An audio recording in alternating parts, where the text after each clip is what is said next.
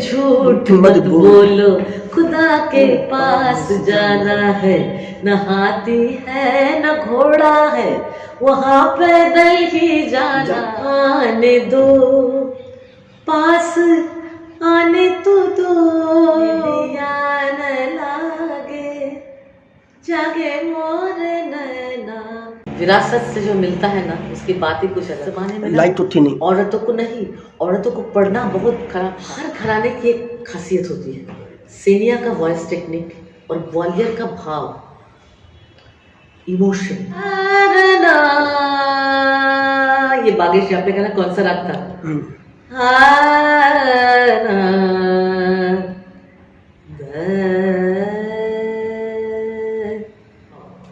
जागे मोरे बनाओ बतिया चलो, काहे को झूठी बनाओ बनाओ बनाओ, रत्नई कल्पितमासनम हिमजलै स्नानं च दिव्यावरम्। दा दा दा दा दा दा दा दा दा दा दा, अंगं हरे पुलकभूषणमाश्रयन्ति। आदनाद ब्रह्मनाद सुर, आदनाद ब्रह्मनाद नाद नाद ब्रह्मनाद नाद। जाग पड़ी शब्द प्रधान कि जाग पड़ी मैं तो पिया के जगाए। अरे रामा रे मझिम बरसला पनिया चली तो याओ, आज भी रज में मोरी रे रसिया। चीख तीर लगती है, वो कैसे चीखती है हिरनी, वो है गजल। जैसे सही दिल ही दुखाने के, जो लोक संगीत है ना, वो हमारी जिंदगी की कहानी है। दोपहरिया बितैला हो, दोपहरिया बितैला, रोता कहाँ भूलाए प्यारे ननदोया। मैं बोली बलम से मंगा दो जरा गाड़ी की वाला रे, इक्के का पर्दा खोल गए ना भैया बा, सबनवा में ना जइबो ना नजर।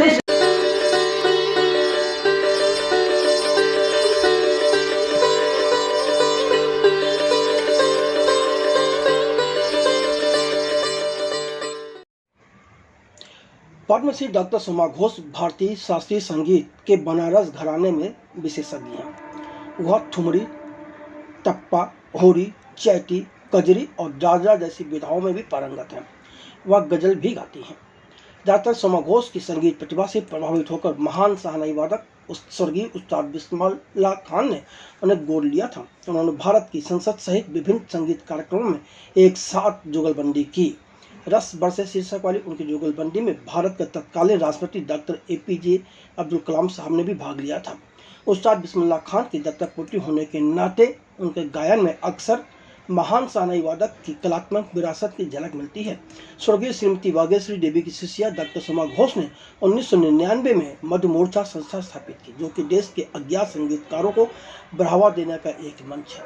डॉक्टर सुमा घोष संगीत घरानों, संगीत की गायन शैलियों से लेकर कई मुद्दों को बात करने के लिए फिल्मी संगम चैनल पर मौजूद है। डॉक्टर सुमा घोष जी, फिल्मी संगम चैनल पर आपका हार्दिक स्वागत है।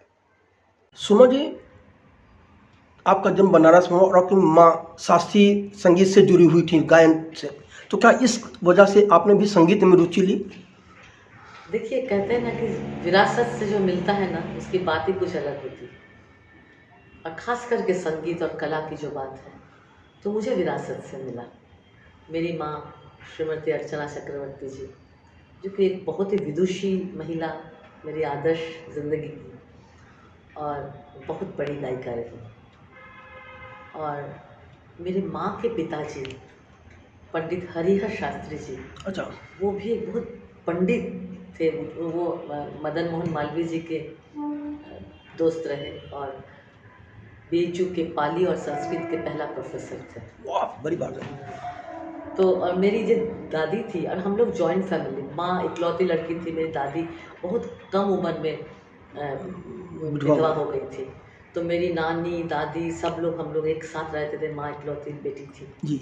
और मेरी जो माँ की माँ दादी, तो वो बहुत विदुषी रही, स्कूल अच्छा। कॉलेज नहीं गई थी, और लेकिन मेरे दादाजी उनके लिए किताब लाते थे मेजों से, और वो रात को सब कुछ काम करने के बाद पलंग के नीचे लालटेन जला के, अच्छा, क्योंकि उस जमाने में ना लाइट तो थी नहीं। औरतों को पढ़ना बहुत खराब था। ओह। एक तो बाल विधवा, मतलब हम्म। 19 साल की उम्र में वो विधवा हो गई थी, हाँ। और वो पढ़ना लिखना से तो पूरा, आप तो जानते हो उस समय जो समाज व्यवस्था था कि औरत अगर पढ़ेगी तो बहुत वो चरित्रहीन हो जाएगी, ये सब Correct, मामला था। तो लेकिन दादाजी बहुत अच्छे थे, किताब लाते थे, वो सारा दिन घर का काम करने के बाद वो पलंग के, सॉरी ये विधवा होने से पहले की बात है, क्योंकि उनकी शायद 13 साल में शादी हुई थी और माँ, हाँ, पहले तो जल्दी हो जाती थी। 2-3 साल की बात है जब दादाजी जिंदा थे, तो उनकी आदत लग गई थी वो किताब पढ़ने की, लालटेन जला के। उस समय तो घर पे लाइट वगैरह होती नहीं थी, तो लालटेन जला के पलंग के नीचे पढ़ते थे। फिर जब हमारे दादाजी गुजर गए, लेकिन उनको जो आदत थी पढ़ने का लिखने, वो बहुत बड़ी कवियत्री थी। अच्छा। प्रकृति की, क्योंकि बनारस में जो प्रकृति का परिवर्तन दिखाई देता है, बसंत, फिर उसके पहले जो जाड़े का महीना, फिर बसंत का आना, फिर गर्मी के ऋतु, खास करके यूपी में देखिएगा आप, सारे ऋतु को बहुत बदलते हैं। हाँ, ऋतु दिखता है हर ऋतु। हाँ, यहाँ नहीं दे, वहाँ दिखता है। हाँ, बहुत दिखता है हर ऋतु में, अलग अलग कविता लिखना। तो मैंने होश संभाला, माँ को गाते हुए देखा। जब मैं पेट पे थी माँ की, तब माँ, देखिए उस समय जो हम एम्पावर्ड वुमेन को, मैं मेरी माँ को समझती हूँ। एम्पावरमेंट का मतलब क्या होता है? हमेशा लड़ाई करना नहीं, समझौता भी एक एम्पावरमेंट है, बहुत बड़ा समझौता। हाँ। तो जैसे उनको नौकरी मिली थी, हमारे ताऊ जी थे, पिताजी के बड़े भाई, उन्होंने जाने नहीं दिया, लेकिन उन्होंने अपनी प्रतिभा को रोकी नहीं। और ठीक है, उन्होंने इसके लिए रिवोल्ट नहीं किया कि हमको बाहर जाना है, क्योंकि घर को बनाना भी एक सबसे बड़ा काम है। मैं समझती हूँ नारी शक्ति का एक सबसे बड़ा जो परिचय मिलता है ना, अपने घर से।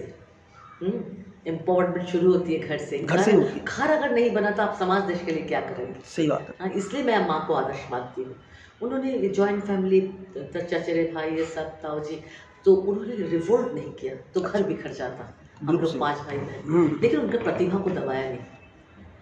वो गाना सीखी बड़े उस्ताद के पास बनारस में, और घर पे ही प्रयाग संगीत समिति से एफिलिएटेड करके शास्त्रीय संगीत विद्यालय बनाकर उसमें हजारों बच्चों को सिखाती रही। सारा दिन घर का काम करके सबको खिला पिला के शाम को वो सिखाती थी। तो जब मैं पेट में थी तभी वो सिखाती थी। मेरा जब जन्म हुआ तो मुझे गोद में लेके खुद तबला बजाती थी, बजा के वो सिखाती थी। तो माँ से मैंने जो पाया सब कुछ, और मेरी माँ में जो उद्यम होता था ना, सब कुछ घर पे देखिए, जब बसंत ऋतु में सरस्वती पूजा में छत पे स्टेज बनवाकर, टेंट बुलाकर, हाँ, और पूरा 6 महीना अपने खुद लिखती थी। जैसे नारद का दर्पण चूर्ण, उन्होंने ड्रामा नाटक लिखा, नृत्य नाटिका, सबको रिहर्सल कराना। तो वो जो आपको मैं कैसे बयां करूँ, जी, हम सोचते हैं कि क्या घर पे मैं जन्मी थी, और खास करके बनारस में जन्म लेना ही एक बहुत जो समझे। देखिए कहते हैं जौहरी हीरे को समझते हैं, हमको लगता है कि बनारस में भाग्यशाली लोग ही जन्म लेते हैं। भगवान शिव वहाँ कण-कण में विराजते हैं। हाँ, इतनी कला, इतनी लोग वहाँ जन्म हुए। तो मेरी माँ इतनी उत्तम के साथ सारे बच्चों को सिखाकर, छत पे टेंट बुलाकर, स्टेज बनाकर, माइक लगाकर वो नृत्य नाटिका, वो प्रोग्राम होता था सरस्वती पूजा में। फिर रविन्द्रनाथ टैगोर की जन्म मृत्यु के दिन पूरा सफ़ेद ड्रेस और वो जूही का फूल लगा के वो रविंद्र संगीत का चर्चा। तो ये घर पे रात को हमारे घर के पास ही एक बहुत बड़े डॉक्टर रहते थे जो कि संगीत दिल से मानते थे। वो चेम्बर बंद करके, आप सोचिए, मेरे घर पे रात पे आ जाते थे। मेरी माँ, मैं, मेरी दादी और वो रात को 2-2 बजे तक गाना बजाना, क्लासिकल, वो तानपुरा लेके बैठ के आलाप करते थे, रविंद्र संगीत गाते थे। तो इस माहौल में हमको जो विरासत पे सब कुछ मिला है। और मैं इसी बात पे, एक जो मेरे दिल में बात आ रही है ना जी, कि सब कुछ घर से मिलता है। आज जो पेरेंट्स, मैं निंदा नहीं कर रही, मैं कहती हूँ ना कि माँ जब संपूर्ण संस्कारी होता है ना, तो अपने आप बच्चे को पास वो आ जाती है। तो हम इसी संदर्भ में कहेंगे, मेरी माँ को याद करते हुए, कि अपने बच्चों को जन्म के बाद से ही संस्कार की बातें करें, उनको अच्छा गाना सुनाएं, उनको अच्छा कविता सुनाएं। तो वो जो बच्चे आज जो गाना लिख रहे हैं ना, मैं आपको, जब मैं तंदूरी मुर्गी हूँ, मुझे अल्कोहल से गटका ले, ये सब गाना कोई लिखेगा नहीं, कोई नहीं लिखेगा, कोई लिखेगा नहीं, वो जड़ से आता है संस्कार। आपकी माँ संगीतकार थी, संगीत आपको विरासत में मिला, पर सीखना एक अलग चीज़ है, लेकिन उसको फैलाना, ये इच्छा कब आपके मन में आया कि मुझे भी संगीत की कला को आगे ले जाना चाहिए? इसमें भी मेरे माँ के श्रेय। अच्छा, देखिए, हम बचपन से बहुत सिंसियर थे, तो मेरी माँ मुझे लोभ दिखाती थी कि तुम रोज़ रियाज करो, तुमकी पसंद की सारी खाना मैं तुमको बना के खिलाऊँ, लेकिन रोज़ रियाज करो। लेकिन वो देखिए, हम लोग 5 भाई बहन हैं, लेकिन मैंने ही क्यों सीखा? मेरी दीदी का प्रश्न होता है कि माँ तुमने उसको ही क्यों बताया, हमें क्यों नहीं किया, हम लोगों को क्यों नहीं बताया? लेकिन पकड़ने वाला भी होना चाहिए। सही बात है। वो मेरी माँ को महसूस हुआ था कि मैं इसको आगे लेके जाऊँगी, तो उन्होंने ना मुझे लोभ देना दिया। उस लोभ में ना मैं रोज़ रियाज करती थी, हाँ, और माँ मुझे मेरी पसंद की चीज़ खिलाती थी, और माँ मेरी बहुत देखभाल करती थी। उनको पता था, उनको ना, क्योंकि इतना गाना सिखाना एक स्ट्रेंथ होता है ना, सारा दिन घर का काम करके, तो उनको एक बार हीमोग्लोबिन बहुत लो हो गया था। हमने कहा ना, मेरे बाजू में 2 डॉक्टर थे, तो हम लोग का जो घर था ना, उनका घर है, हमारा घर, बहुत करीबी रिश्ता था। हम लोग के वो पड़ोसी नहीं थे, आप समझ लीजिए उसी घर पे ही हम बड़े हुए। पहले ज़माने में ऐसा होता था, पड़ोसी नहीं होते थे, वो सबसे बड़ा, सबसे नज़दीक होते थे। आप भी जानते हैं इस बात को ना, वो दादी और नानी, मोहल्ले की चाची है, वो कहते थे कि सबके सब कहाँ खो गए, अब नहीं दिखते हैं, नहीं मिलते हैं। बिल्कुल। तो वहाँ पर मेरी माँ खाना परोस रही थी, कुछ ओकेजन था, तो सांस ऐसे ऐसे ले रही थी, तो वो जो डॉक्टर थे, उन्होंने मेरे पिताजी को कहा कि इनका ब्लड टेस्ट कराओ, तो देखा कि 3 हीमोग्लोबिन। और आप सोचिए, इसलिए माँ ना मुझे जब गाना गाने के बाद मुझे बहुत प्रॉपर फूड देती थी, कि कहते ना, गाने के साथ खाना बहुत ज़रूरी है, खाना बहुत। जैसे मेरे जो माँ के गुरु थे पंडित रोमियो गोपाल भट्टाचार्य जी, जो आसिक अली खां, उस्ताद आसिक अली खां साहब के शिष्य थे, मुश्ताक अली खां साहब के पिताजी के। तो वो हमने सुना है कि दाल बनता था और मटन 2 हंडी में सुबह से, और उसमें ना जो भी आता था एक इतना बड़ा उसमें कलछुल में घी डाल देते थे। अच्छा। और घी में धीमे आंच में 3-3, 4-4 घंटा पकता था दाल और मटन। और फिर उन लोग खाते थे, जब जितना रियाज करते थे उतना खाना खाते थे।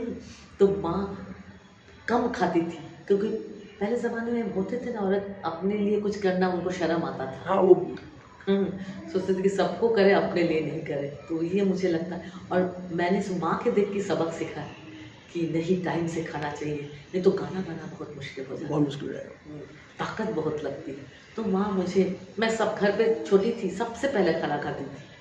आज भी मेरा वही आदत है कि टाइम टू टाइम सब माँ ने मुझे बताया कि खरीद के खाना, गाना के लिए ठीक ठीक प्रॉपर खाना ज़रूरत है। तो वो भी माँ से मैंने ये किया है। फिर आपने संगीत की तालीम कहाँ से ली? पहले तो माँ से सीखा, उसके बाद माँ के गुरु भाई श्री नारायण चक्रवर्ती, अच्छा, जो कि हठ योगी थे। अच्छा। हाँ, वो हरिश्चंद्र घाट पे रहते थे, और उन्होंने शादी नहीं किया था। अद्भुत प्रतिभा के धनी, अद्भुत।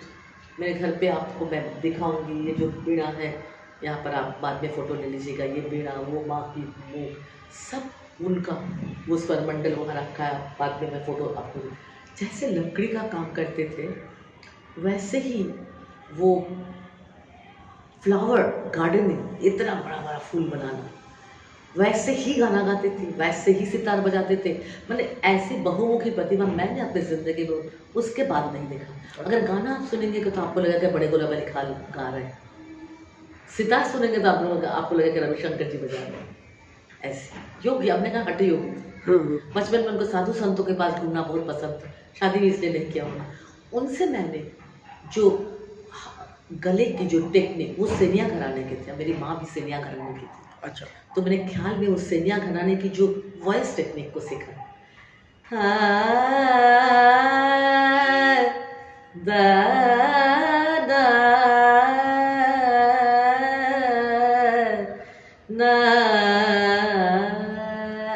मैंने गला एकदम गंगा की रवान की तरफ घूमता है, जो बनारस घराने में भी है। वो मुझे इसलिए दोनों घराने को ब्लेंड करने में मुझे बहुत ये हुआ। उसके बाद मैंने बनारस में बीबीसी के इंटर कॉलेज बिपिन बिहारी चक्रवर्ती, वहाँ से मैंने इंटर किया। अच्छा। और मैंने थोड़ा सा एज बढ़ा के मैंने पढ़ाई शुरू किया, क्योंकि मेरा उम्र छोटा था। तो और मैंने क्लास 4 में डायरेक्ट दाखिल हुई। मेरे ताऊजी ने कहा था, क्योंकि ताऊजी हमारे पिताजी के समान थे, कहना जॉइंट फैमिली। पिताजी के बड़े भाई हमारे गार्जियन थे। उन्होंने कहा इतनी छोटी बच्चे को हम लोग स्कूल में नहीं डालेंगे। और फिर तो इसलिए उम्र को हमको थोड़ा 4 साल बढ़ाना पड़ा कि उस पर पढ़ने के लिए। तो वहाँ पर स्कूल में बहुत हमें टीचर्स लोग, आज भी मैं याद करती हूँ, जब कोई टीचर पढ़ाना नहीं चाहते थे तो मुझे उस रूम में लेके जाते थे, उस क्लास में। अच्छा। और मैं गाती थी, सब लोग सुनते थे। मुझे जैसा लगता है कि छवि कुछ होता है ना, कि दिखती है जैसे मैं छोटी सी लड़की ऐसे करके उड़ चुन्नी लेके, हम लोग ऐश कलर का उस समय, आजकल जो स्कर्ट पहनते हम लोग के समय, वो जो कुर्ता और चूड़ी, जो सलवार और हाँ ऐसा था। तो मैं जैसे हर रूम में जा के गाना गाती थी। तो इस तरह से हमारा बचपन बीता। और उसके वहाँ पर इंटर करने के बाद मैंने वुमेंस कॉलेज में ग्रेजुएशन किया। मैं साहित्य का स्टूडेंट थी। अच्छा। बंगाली लिटरेचर, इंग्लिश लिटरेचर और म्यूज़िक लेके मैंने ग्रेजुएशन किया। और उस पर भी बंगाली लिटरेचर मुझे माँ ही पढ़ाती थी। अच्छा। हाँ, माँ को बहुत नॉलेज था पढ़ाई का। माँ रोज़ रात को 12 बजे बाद, मैंने पूरा घर का काम से छुटकारा जब हो जाता था तो 2-3 घंटा पढ़ती थी, साहित्य, देश विदेश की बातें। यही मैं कहती हूँ, आजकल लोग बड़े बड़े स्कूल की बात करते हैं, लेकिन माँ तो कभी स्कूल भी नहीं गई थी। हाँ, कभी नहीं। लेकिन उनकी जो ज्ञान था, कोई किसी के साथ वो तर्क वितर्क में उनको हरा सकती थी, मुझे लगता है। ये ज्ञान कहाँ से आता उनको? कभी माँ ने आपको बताया? आपको पढ़ती थी। अच्छा। घर पे मैंने 2 घंटा बिना कुछ पढ़े सोती ही नहीं थी। घर में आपको शिक्षा मिली थी, आप हठ योगी जी से भी सीख रही थी, फिर आपको अपनी गुरु माँ बागेश्वरी देवी के लिए विंध्याचल जाने की जरूरत क्यों महसूस हुई? बता रहा, मैंने ग्रेजुएशन के बाद ना मैंने म्यूजिक में एमए किया। अच्छा। म्यूजिक कॉलेज से। और फिर वहाँ से डॉक्टरेट किया। डॉक्टर चित्तरंजन ज्योतिषी जी के अंडर में मैंने डॉक्टरेट ग्वालियर घराना से किया। वहीं पे डॉक्टर राजेश्वर आचार्य जी, जो कि मेरे डॉक्टरेट के एग्जामिनर थे, जिन्होंने मुझे बहुत राह दिखाई। उन्होंने, तभी मैं आती हूँ उस जो रहा डॉक्टरेट के पहले से। हाँ, मैं बताती हूँ, जो आपने बागेश्वरी देवी जी का नाम लिया, ये मेरे जो गुरु जी थे नारायण चक्रवर्ती, जो हठ योगी थे, उन्होंने एक दिन श्रीमती बागेश्वरी देवी जी का गाना सुना था रेडियो। तो उन्होंने कहा कि ये प्रॉपर बनारस की ठुमरी गाती है, तुम इनसे सीखो। और मैं बचपन में मैंने बाजू में जो डॉक्टर साहब थे जी, सूरजीत चौधरी, तो उनके घर पे वो आती थी दिखाने। अच्छा। हाँ, लेकिन तब मैंने नहीं सीखा। फिर वो कहाँ चली गई मुझे पता नहीं था, तब मैं बहुत छोटी थी। उसके बाद मैं उनको ढूंढने लगी। फिर मैं विंध्याचल में जाके उनकी खबर मिला मुझे। तो मैं वहाँ जाके देखी कि वो छोटी सी कमरा, शादी का, प्रॉपर शादी का जिसे कहते हैं, मैंने अपने आँखों से देखा है। हर साधक ही मेरे जिंदगी में आया। छोटी सी कमरा, पत्थर का कमरा, वहाँ से बाथरूम कितने 3-4 मंजिल दूर, खाली राम की मूर्ति और माँ विंध्यवासिनी मूर्ति, बस वही उनका संपत्ति। और उसको पूरा सुंदर लाइट से, हमेशा आज भी हमारे आंखों में घुसता है, लाइट से सजा के वहीं बैठ के वो रहती थी सारा दिन। और रात को मंदिर में जाके फेरा लगाती थी। अच्छा। हाँ, तो मैं जब गई तो उन्होंने कहा कि मैं किसी को नहीं सिखाना चाहती, कठिन है मेरे पास आके सिखाना, मैं तो कहीं जाती नहीं हूँ। तो मैंने कहा हम यहाँ आके ही सीखेंगे, मैं तकलीफ करके सीखना चाहती हूँ। सही बात। आपसे, क्योंकि ये मेरे गुरु का आदेश, मैं आपसे ही सीखूंगी। तो उन्होंने फिर हमको भगवान के समय, मेरे भाई, बड़े भाई अमिताभ चक्रवर्ती, उनकी पत्नी, मेरी भाभी, हम लोग एक दिन गए और फूल वूल लेके सब कुछ लेके जो होता है गुरु का जो। हाँ। तो उन्होंने भगवान के सामने मुझे बैठा के समझाया कि ये गुरु शिष्य का जो संबंध है, इसको समझते हो, हम तुम्हें आज उस बंधन में डाल रहे हैं और आजीवन गुरु को धोखा मत देना, और डंडा बांधने का हाँ गड्ढा बनता, हाँ, और कभी गद्दारी मत करना, तो ऊपर वाला नाराज हो जाते इससे, हम तो तुम्हारा हमेशा भला ही चाहेंगे। सही बात। इतनी बड़ी बात उन्होंने कहा मुझसे, और वो जो सीख मुझे मिला, तो फिर मेरा वहीं पे सीखना शुरू हुई। मैं वो जो दिन जो तकलीफ़ करके जाना बस में, मेरे पिताजी फ्रीडम फाइटर थे, मैं बस में करके विंध्याचल जाती थी और वहाँ पर सारा दिन वो अपने मूड में रहती थी, वो किसी के अंडर में नहीं रहने वाली बात थी। एक्चुअली वो साधिका रही, स्वतंत्र दिमाग थी, और सारा दिन मैं वो गुनगुनाती थी अपने हिसाब से, और स्टोव में खिचड़ी बनाती थी, तो स्टोव का जो आवाज़ होता था ना, उसको साफ पकड़ के रियाज करती थी। अच्छा। और मैं वैसे ही सीखा उनसे। फिर रात को 3 घंटा वो प्रदक्षिण करती थी माँ दुर्गा विंध्यवासिनी मंदिर की। 3 बजे आती थी, फिर स्टोव जला के अपना रात का खाना बनाती थी, रात को 3 बजे, फिर उसी में मैं सीखती थी। ऐसे करके कहते थे बिना तकलीफ अगर नहीं करेंगे ना, कुछ प्राप्ति होती नहीं। मैं तभी सुना, तब मैं इच्छा जागृत होती है, मैं समझती हूँ, मैंने वो जो तभी मैंने कुछ पाया है। और हर चीज़ अगर मिल जाता है ना, मैं वही सोचती हूँ, लोग कितने दुर्भाग्य, ये रविन्द्रनाथ टैगोर भी बोल के गए। अच्छा। है कि जिसको मांगने से पहले ही सब कुछ मिल जाता है ना, बड़ा दुर्भाग्य है। तो उसका मज़ा जो आनंद होती है ना मिलने का, तकलीफ के बाद, उसका कुछ अलग ही होता है। तो वो जो मैं इतनी तकलीफ के वो जो सा लगा के वो थोड़ा सा गाती थी, उसको मैं अपने वॉकमैन में टेप करके ला के उसको सुन सुन के सीखती थी, और उसमें एक आनंद होता था मुझे। आपने पहला कार्यक्रम किस उम्र में दिया था, कहाँ पे दिया था, उसके क्या अनुभव हुए थे, और उसमें क्या गाया था आपने? मैं बता रही हूँ, और मुझे आज भी उस बात याद है। 18 साल उम्र था मेरा, और मालवीय जयंती था। अच्छा। बनारस में। तो मेरी एक प्रोफेसर रही एमयूज़ में, तब मैं एमयूज़ प्रीवियस में थी, फाइनल ईयर में। तो क्या बोलते हैं कि हमारे अर्चना दीक्षित करके एक प्रोफेसर है, उन्हें बोला कि तुम्हारी आवाज़ ना, मैं शोभा, मैं तुमको बताती हूँ, दुनिया में तुम नाम करोगे। अच्छा। और मुझे ना एक विलंबित एकताल समझ में नहीं आता था, क्योंकि बचपन से मैंने नहीं सीखी थी उस तरह से लय के साथ। तो उन्होंने कहा तुमको गाना है। मैंने कहा मैडम मुझे तो लय समझ में नहीं आती है, मैं कैसे गाऊँगी। बोले नहीं, तुमको सब समझ में आ रहा है। बोले उनको आता था, उनको ये नहीं लगा था कि मुझे समझ में नहीं आ रही। तो हमारी 1 साल सीनियर रही शारदा बेलंकर, तो उनके साथ डुएट करवाया। तो हम आना बोला सब करते थे, और वो सम पकड़ती थी। लेकिन वो इतना अच्छा हुआ था, उसको सुनने के बाद, उसको सुनने के लिए पंडित किशन महाराज जी आए थे। उन्होंने बुला के कहा कि अद्भुत आवाज़ है तुम्हारा। तो वो पहला कॉन्सर्ट था, और सब लोगों ने कहा था कि एक अलग अनोखा इमोशनल डीप वॉइस, ये सब ने हमको कहा था। ये बात मुझे आज भी कान में गई। मेरा पहला कॉन्सर्ट था। क्या गाया था उस दिन आपने? बागेश्वरी। अच्छा। बागेश्वरी गई थी। अच्छा, आपने अभी घरानों की बात की कि बनारस घराना है, आपकी मम्मी सियानी घराना की थी, और ग्वालियर घराना। इन घरानों में फ़र्क आपने क्या महसूस किया? हर घराने की एक खासियत होती है। सेनिया का वॉइस टेक्निक और ग्वालियर का भाव, इमोशन, तो दोनों को मैंने ब्लेंड किया। अच्छा।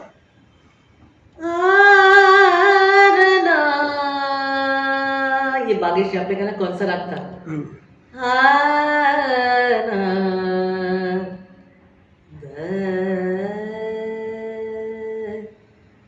पिया नहीं आए जागे मोरे नैना। गला चल रहा है ये टेक्निक, और ग्वालियर का भाव, जागे मोरे नैना पिया ये ब्लेंड किया मैंने। अच्छा। नाटकीयता, भाव, ये ग्वालियर की खासियत है और ये सेनिया की वॉइस टेक्निक। और उसके बाद मैंने श्रीमती बागेश्वरी देवी जी, मेरी गुरु माँ से ठुमरी की तालीम लेना शुरू की। अच्छा। ठुमरी में भी कल्पना ही आती है, भाव को लेके खेलना, एक ही शब्द को किस तरह से हम बोल रहे हैं, जैसे डायलॉग थ्रोइंग, शुरू में डायलॉग थ्रोइंग। बनाओ बतिया चलो काहे को झूठी, बनाओ बनाओ बनाओ न बनाओ बनाओ, पूरा नाटक चल रहा है। बतिया चलो काहे को झूठी। आपने क्या है कि बहुत सी चीज़ें सीखी हैं, जैसे संगीत में कई अलग अलग चीज़ें हैं, जैसे आपने ठुमरी का जिक्र किया, फिर उसमें टप्पा है, होरी है, चैती है, दादरा है और गज़ल भी आप गाती हैं। इन सब में अलग करने के लिए किस तरह से आपको गले की रियाज करनी पड़ती है और कैसे आपने इन सबको अलग अलग सीखा? बहुत सुंदर प्रश्न, बहुत ही सुंदर प्रश्न। जैसे सबके चेहरे पे देखिए नाक कान मुंह है जी, लेकिन सबका चेहरा अलग है, अलग है। वही साथी सुर है सब गायकी में, लेकिन सब गायकी का अलग चेहरा है। देखिए स्तोत्र पढ़ेंगे ना तो एक वेद का एक अद्भुत पवित्र एक रेंडरिंग वो काट काट के होता है। रत्नै कल्पितमासनं हिमजलै स्नानं च दिव्यावरम। पहले क्योंकि 5 सुरों में होता था और स्वर को गाते स्तोत्र जब पढ़ते तब दा दा दा दा दा दा दा दा दा दा दा अंगम हरे पुलकभूषणमाश्रयन्ति भृंगांगदेव मुकुलाभरणं तमालम्। ऐसे अब जब ख्याल गाएंगे तो ख्याल में ना धीरे धीरे बढ़ते हैं हम। ध्रुपद का अलग, आदनाद ब्रह्मनाद सुर कोई उदय होत, आदनाद ब्रह्मनाद नाद नाद ब्रह्मनाद, देखिए अलग उसका एक लयकारी के साथ बिल्कुल अलग। हाँ, वो वेद से लेके हम एक एक गायकी आपको दिखा रहे हैं। और फिर धीरे धीरे जैसे समय बदला हर चीज़ बदलता है, जहाँ जहाँ समय बदला गायकी बदल गई। और हर गायकी उसी को तोड़ तोड़ के ही सब बना है। अच्छा। लेकिन सुनने में एकदम अलग। अब ख्याल में जैसे मैंने कहा ना पिया नहीं आए, हम धीरे धीरे आगे बढ़ेंगे कल्पना के साथ। और इसके पहले प्रबंध गायन भी था ध्रुपद धमाल के पास, वो था द कॉम्बिनेशन ऑफ ऑल गायकीज, समझ रहे कि नहीं, जिसमें कि तबले के भी बोल होते थे, सरगम भी, शब्द भी, सब कुछ। फिर उसको तोड़ा गया तो उससे एक पोर्शन में ख्याल बनी जी। फिर तबले का पढ़न तलब हो गया, इस तरह से टुकड़े टुकड़े में बट गया वो गायकी। तो ख्याल जब अकबर के दरबार में मुस्लिम समय में ख्याल कल्पना से बने, स्टेप बाय, हम फट से छलांग लगा के ऊपर नहीं जाएंगे, उसका एक अलग मूड है। जैसे आदनाद ब्रह्मनाद नाद नाद ब्रह्मनाद नाद ना, ये लयकारी का है। और वो आपने देखा कि वो अलग जैसे एक वेद की एकदम ऋचा जैसे गा जाती है। ख्याल में हम ख्याल जैसे चलना फिरना ऐसा पिया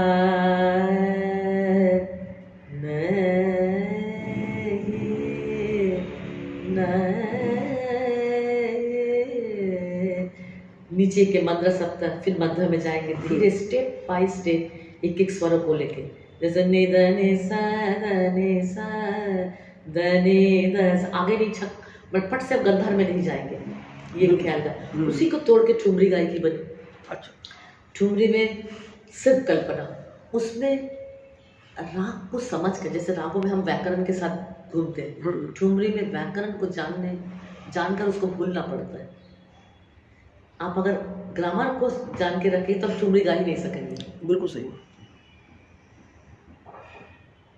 जाग पड़ी शब्द प्रधान कि जाग पड़ी मैं तो पिया के जगाए, मैं कैसे जाग पड़ी, मैं तो उसके इंतजार ही कर रही थी और कब आए वो मुझे जगा रहे हैं। आप सब भाव को समझ के हम लोग गाते हैं। हाँ बिल्कुल। जाग पड़ी मैं तो पिया के जगाए, जाग पड़ी मैं तो पिया के पिया के पिया के पिया के जगाए, हाँ जाग पड़ी मैं तो पिया। एकदम अलग गाय के देखिए है वो नहीं, हाँ लेकिन लेकिन आप कैरेक्टर को समझ रहे हैं, जैसे 9 रस। सही बात। जब एक संजीव कुमार जी ने फिल्मों में 9 कैरेक्टर निभाए थे, नई दिन नवरात, हाँ, तो उसी तरह भाव अलग है। हम इसमें देखिए राग नहीं देख रहे हैं, हम राग दूसरे रागों में घूम रहे हैं। ठुमरी में ये साजिंदा ख्याल में नहीं है, ख्याल में एक ही राग को पकड़ के रखते हैं हमने, लेकिन इसमें भाव और कल्पना से, क्योंकि हम नायिका बन जाते हैं। नायिका बन के जैसा जैसा हमको स्वर लगाने की इच्छा होती मैं करूँगी। जाग जाग पड़ी मैं तो पिया के जगाए, जाग पड़ी मैं तो पिया के जगाए। ये आपने पिछले बार आप देखिए, आप इसको थोड़ा कंप्लीट करते हैं। हाँ। अब देखिए ठुमरी अंग में कजरी उजरी पड़ती। देखिए लोक संगीत, सबसे पहले तो आदि संगीत जिसे कहते हैं लोक संगीत था। जब आदि मानव थे, जंगल में रहते थे, तब भी गाते थे वो। वही टुकड़ा टुकड़ा आके हम लोग को मिला जो है इधर, और हम उसी को उपशास्त्रीय में ढाल लिए। आप समझ रहे हैं ना, उपशास्त्रीय में ढाल लिए उसको। हम उसको जैसे लोक संगीत को, जैसे अरे रामा रे मझिम बरसेला पनिया चली तो याओ जनिया रे हरी, एकदम लोक का भाव। हाँ, हम उसको करेंगे कैसे, अरे रामा रे मझिम से, उसको थोड़ा नजाकत दे दिया जी, शायर की थोड़ा टच दे दिया, क्योंकि हम शायर पे रहते हैं, है लोकी, और हमें शास्त्रीय संगीतकार हुआ, तो हमने उसको थोड़ा चेंज कर दिया। अरे रामा रिमझिम से, हाँ अरे रामा रिमझिम से बरसे लपनिया, मैंने थोड़ा शहर का नजाकत है इसमें। चली तो याओ चली तो याओ चली तो याओ जनिया रे हरी। और ये था कैसे, अरे रामा रे मझिम बरसे लपनिया चली तो याओ जनिया रे हरी। समझ गए, लेकिन इसका फ्लेवर ही अलग है। आपको सुनने से लगेगा कि हाँ ये बारिश का गाना है, बारिश का।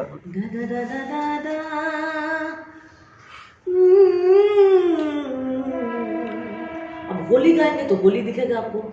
आज भी रज में होली रे रसिया, आज भी रज में होली रे रसिया। तो इस तरह से अलग। और अब गजल, इसके बाद तो भजन का अलग ही भाव है। जी, भजन का बहुत अलग भाव, भजन का अलग ही भाव है, और गजल का भी अलग रूप है।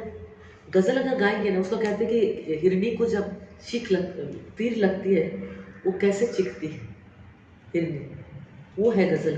अच्छा, दर्द पीड़ा। हाँ, हाँ,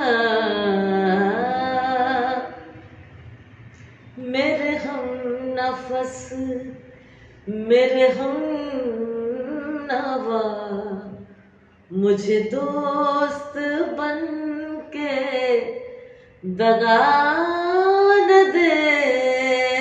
ये है गजल। गजल भी 2 अंक की होती है, एक ये ठुमरी अंक की और एक ख्याल अंक की। अच्छा, रंजिशी ये ख्याल अंक की गजल है। रंजिशी सही दिल ही दुखाने के लिए,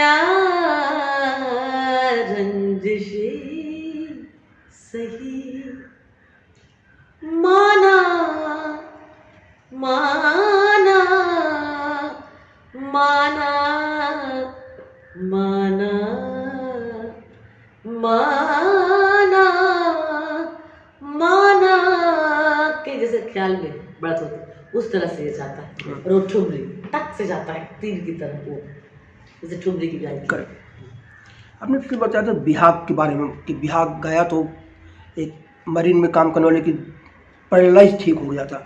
हाँ, ये बिहाग में क्या खास बात क्या है? देखिए ऐसा तो हर राग में खास बात है। बिहाग में है, यमन में है, दरबारी में है, मालकोश में है, मना तारा पता हरि दर्शन बाज लगे, एक अमर गाना है। लेकिन उस दिन करिश्मा थी। अच्छा।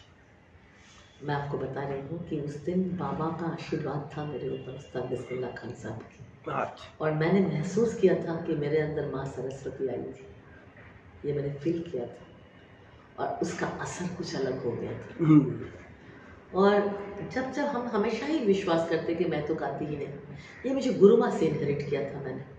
वो जब जाती थी स्टेज में नहा धो के नया कपड़ा पहन के बड़ा धुला हुआ, और बोलती थी सिर्फ तुम मुझे छू सकते हो और कोई भी नहीं। अच्छा। क्योंकि मेरे साथ माँ की सवारी जाती है, ये उनका। तभी से मेरे अंदर भी वो बात आई। कहते हैं ना कि गुरु और माँ से तो लोग सीखते हैं। हाँ बिल्कुल सही। गुरु बनना आसान नहीं है, बहुत कठिन होता है। हाँ, गुरु मतलब शब्द जो है ना, वो ईश्वर की प्रतिनिधि बन के हमारी जिंदगी में आते हैं गुरु। और जब हम कुछ सिखाते हैं तो हम नहीं सिखाते, वो आके हमारे अंदर सिखाते हैं सबको। क्योंकि हमारी क्या क्षमता है कि हम किसी को कुछ सिखाना चाहें। सही बात। शास्त्रीय संगीत में अलग अलग घराने हैं जो कि दूर दूर तक फैले हुए हैं, लेकिन हमारे देश में हर 10 किलोमीटर फोक म्यूजिक बदल जाता है। तो ये जो फोक म्यूजिक बदलता है, मतलब फोक लोकगीत जो बदलते हैं, लोक संगीत बदलता है, वो और शास्त्रीय संगीत, ये दोनों को कहाँ आप मिलाती हैं? जो लोक संगीत है ना, वो हमारी जिंदगी की कहानी है। अच्छा। वो हमारे जिंदगी को दर्शाता है। जैसे 12 मासा, दोपहरिया बितैला हो, दोपहरिया बितैला हो, यही झुलने के ठैया बलम, दोपहरिया बितैला हो।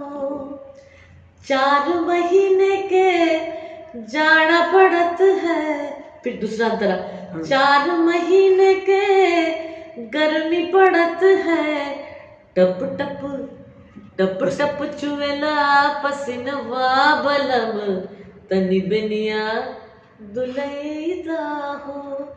3 ऋतु का वर्णन है इसमें। 4 महीने के बरखा पड़त है, बारिश है, हाँ, इस तरह से। हाँ, तो पूरा पता चलता है कि एक गांव की क्या छवि है।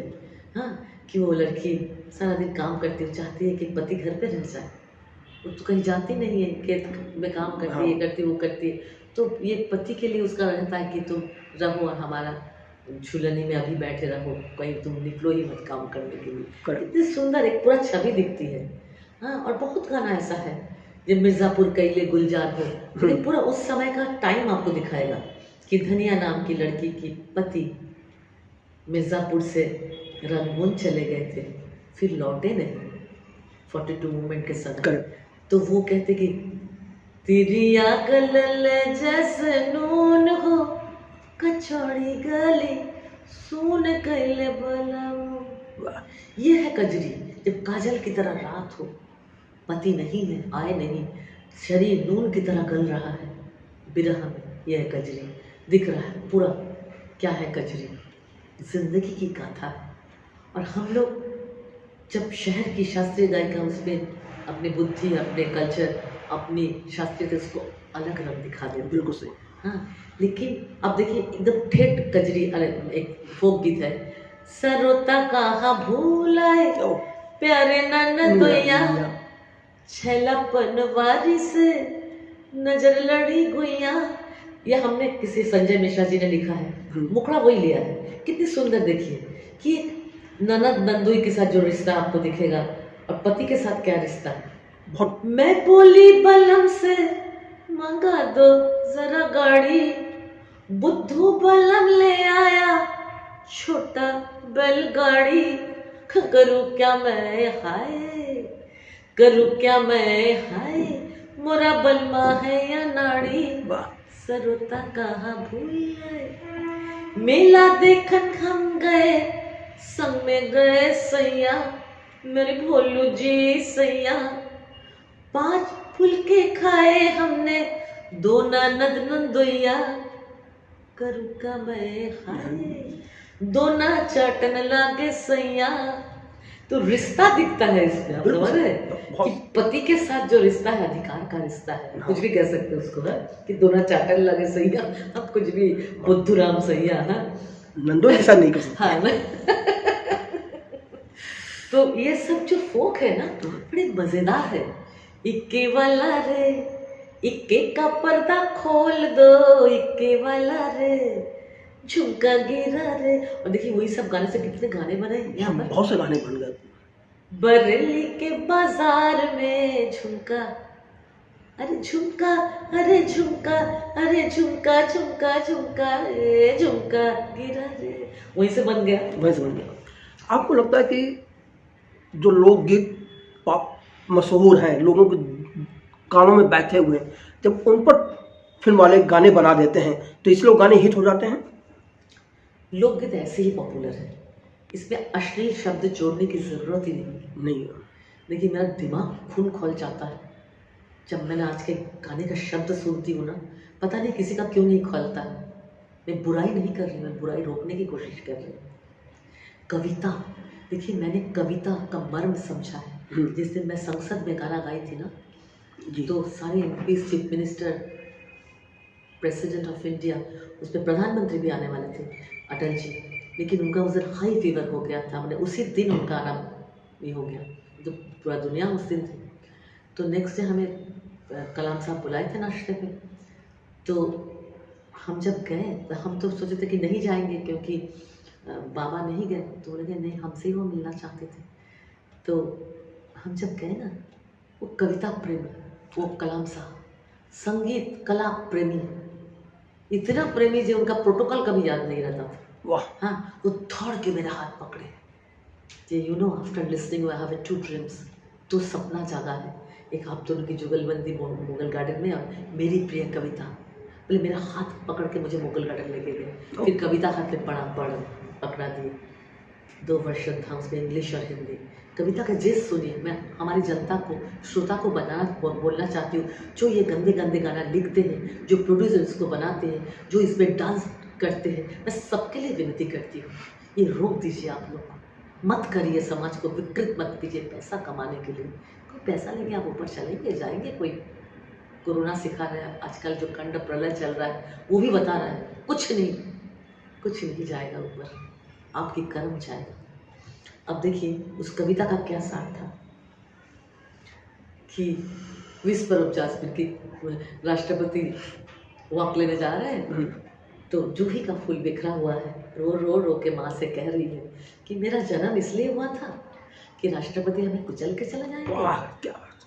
तो माँ हंस के बेटी को बोली कि तुम्हारे खूबसूरती से प्रेरित होकर मोर नाचते हैं, हंस गुलांचे मारते हैं, फिर कोयल गाते हैं, और उसका गीत सुनकर कवि का मन जागता है, तो कवि उसमें कविता लिखते हैं, और वो कविता सुनकर एक गायक गायिका का दिल जागता है, एक वादक का दिल जागता है, तो वो उसमें उस कविता को अपने सुरों में पिरोते हैं और एक गीत बनता है, और एक गीत सुनकर एक इंसान बनता है, नहीं तो वो राक्षस बन जाएगा। आप समझ रहे हैं? तो राक्षस बनाने के लिए क्यों आप लोग तुले पड़े हो, बताइए ना। एक गाना उस दिन बज रहा था, नाम कर रहे हो, कोई रितेश कोई पांडे ने क्या गाया होगा, रितेश पांडे नाम, हाँ रितेश पांडे, क्या गाना है वो, मैंने मुंह से निकलना मुश्किल पड़ रहा है। मैं आपको लंदन से किसी को मैंने मंगवाएंगे और क्या क्या करेंगे मतलब, और वो गाना हमारे घर पे के सामने गणपति में बज रहा था और पूरे परिवार के साथ बच्चे नाच रहे थे, जाके बंद करवाया मैंने। फिर अता पता कि ये गाना कौन लिखा है, कौन ये बदतमीज गायक है, लोक संगीत का है, लोक गायक है। लोक संगीत तो ऐसे ही इतना खूबसूरत है। सही लोग आपने सुना ना कि बुद्धू बलम ले आया। हाँ, कितने सुंदर सुंदर गाने हैं। कांच ही बस की बह गया, बहगी लचकत जाए। अभी छठ भी आ रहा है और देखिए ये शाम को गाते हैं, कितनी खूबसूरत शाम की पूजा हो रही है। सारा रात वो सारी औरतें जाग के बैठे रहते हैं कि कब सुबह होगा। एक ही तो देवता दिखता है ना, सूरज देव, और वो सारा रात व्रत रह के, ये है लोक संगीत, व्रत रह के वो गीत गा गा के जागते हैं कि कब सुबह होगी और वो सूरज देव दिखेंगे। उठा उठा वो सूरज देव लेहु नाय रघ, उठा उठा वो दीनानाथ लेहु नाय रघ। मोरे नैना बियाकुल भइले, नैना बियाकुल भइले, छठ मैया ला उठ उठ ओ दीनानाथ। बताइए उसमें पूरा आप गाना सुनेंगे, आप छठ पूजा को समझ जाएंगे। कि रो के गा रहे कि आप दर्शन दो एकमात्र सूरज देव। कितना देखिए ये जो एक पर्व है जो गीतों के साथ होता है, हर पर्व गीतों के साथ होता है। कजरी तीज बोलिए गीतों के साथ होती है।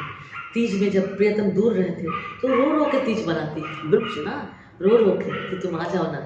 बिरन भैया ले आना भैया बा सबनवा में ना जइबो ना नदी। तो क्या वो बोलते कि सावन में तुम जाओ मत। हाँ, सावन में तुम जाओ मत, तुम यही रहो, भाई के साथ नहीं जाएंगे हम। दूसरे गाने में देखिए, घेरी घेरी आई सबन की बदरियाना, पिया गईले परदेस भेजे को ना संदेश, मोहे बिरहा सतावे आधी रतियाना। तीज का गाना है। अब देखिए ये आपको सिखा रहा है कि तीज क्यों मनाए जाते हैं। पति दूर देश में है और तीज में रो के कजरी गाती है। और इसमें देखिए एकमात्र देवता सूरज देव, क्योंकि अस्त होते ही फिर उदय होता है। जिंदगी में हमें ये सीख है कि हम अगर हताशा में कहीं गिर जाए तो सूरज देव की तरफ फिर उठना है। और हम उस छठ पूजा में उनसे आशीर्वाद लेते हैं। हाँ। कि अगर हमें विपत्ति हो तो आपकी तरह हमको उठने का साहस देना। बिल्कुल सही। आपको याद होगा कि इंदिवर ने एक अश्लील गाना लिखा था जिसको लता मंगेशकर ने गाने से मना कर दिया था। बाद में लोगों ने समझाया तो लता मंगेशकर ने गाया, वो गाना बहुत पॉपुलर हो गया। कौन सा गाना? इसमें मुझे बोल याद नहीं आ रहा है, आपसे जब बात की तो मुझे याद आ गया। लेकिन उसके बाद इंदिवर ने कभी उस ढंग के गाने नहीं लिखे, पर दूसरे लोगों ने बाद में उसको एक प्रपाति चल गई। और आजकल तो भोजपुरी में सारे असली गाने ही होते हैं। देखिए ये जो संस्कृति पैदा हो रही है, इसके किस किस को आप दोषी मानते हो? क्या होना चाहिए? सबसे पहले प्रोड्यूसर को दोषी मानेंगे, उसके बाद जो किरदार है हर तरफ से, नायिका क्यों फेविकॉल से आपने गाया क्यों? हाँ, हीरोइन गाई है। पहले तो उसके लिए अलग किसी को बुलाया जाता है जो कैबरे डांसर होते हैं। तो नायिका देखिए, ये सबको अभी जो फिल्म आया है जो क्या साउथ का फिल्म कांतारा, उसमें क्या दिखा रहा है देखिए कि शिव गण गण के रूप में वो आते हैं। बताने वाला आता है जब अधर्म चरम हो जाता है। कलाकार ईश्वर का दान होता है। ईश्वर कलाकार इसलिए देखिए, जब हम लोग साधना करते हैं ना तो अंतर मन से बातें आती है। ये जो बातें मैं कर रही हूँ ना, मैं नहीं कर रही हूँ, ये साक्षात माँ सरस्वती। आप थोड़ा कैमरा घुमाइए, आप माँ सरस्वती को दिखाइए 1 मिनट के लिए। क्योंकि हम लोग माँ सरस्वती और शिव के पुजारी हैं, दोनों शिव शक्ति के रूप में हमारे साथ रहते हैं। तो वो बोल रही है कि कलाकार तो सबको नहीं बनाते हैं, कि समाज को, इस सृष्टि को सुंदर बनाने के लिए कलाकार बना गया है। बिल्कुल। और नायिका एक ही है, सिर्फ माँ, वो शक्ति रूपिणी माँ ही नायिका है एकमात्र। और लक्ष्मी की पांचाली में लिखा हुआ है कि हम अपने प्रतिनिधि बना के ये औरत को भेजा है। वो दुष्कर्म कर रही क्यों? कैसे? जब आपको एक नायिका बनने को दिया गया है तो ये गाना तुमने गाया कैसे? एक लड़की कैसे गा रही है? ईमान धर्म नहीं है? क्या सिखाया उसके माँ ने उसको?